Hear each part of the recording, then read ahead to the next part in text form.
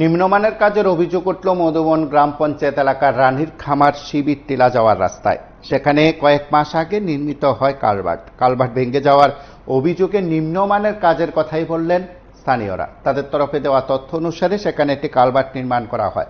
4 মাস আগে কালভার্ট নির্মাণ করা হলেও তা ভেঙে গেছে।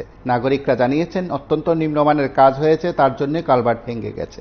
তারা সংশ্লিষ্ট গ্রাম উন্নয়ন দপ্তরের আধিকারিকের দিকেও আঙুল তুলেছেন। অভিযোগ উঠেছে এই কাজ করার সময় কোনো গুরুত্ব দেওয়া হয়নি। ডুকলি ব্লকের অধীন মধুবন পঞ্চায়েত এলাকার 2 নং ওয়ার্ডের রাস্তাটি করা হয়েছিল। তাছাড়া অন্যান্য যে কাজগুলো করা হয় সেই কাজগুলো করার ক্ষেত্রেও সেখানে সংশ্লিষ্ট কর্তৃপক্ষের চরম উদাসীনতার অভিযোগ তোলা হয়েছে স্থানীয়দের তরফে। তারা বিষয়গুলো তুলে ধরে রাজ্যের প্রশাসনের ঊর্ধ্বতন কর্তৃপক্ষেরও দৃষ্টি আকর্ষণ করেছেন। মধুবন গ্রাম পঞ্চায়েতের 2 নং ওয়ার্ড এলাকায় কালভার্টটি ভেঙে যাওয়ায় জনগণ প্রতিনিয়ত সেখানে দুর্ভোগের শিকার হচ্ছেন।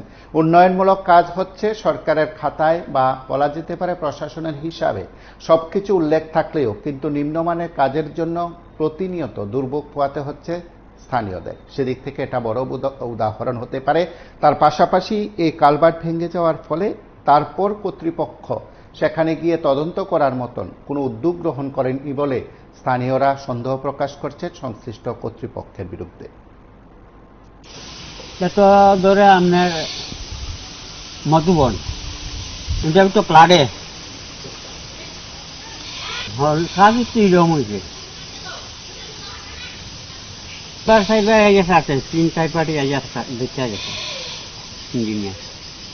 কি হয় এটা তো আমি আর শোনাত না।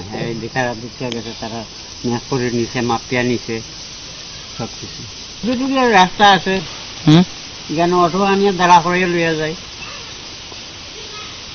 কি করলে ভালো হইব ওখানে তারা কাজ করবো, তারপরে না ভালো তো মেলা দিন প্রায় 15 দিনের ঘুরে উঠে যায়। মাঝখানি করে ঘুরে এরকম।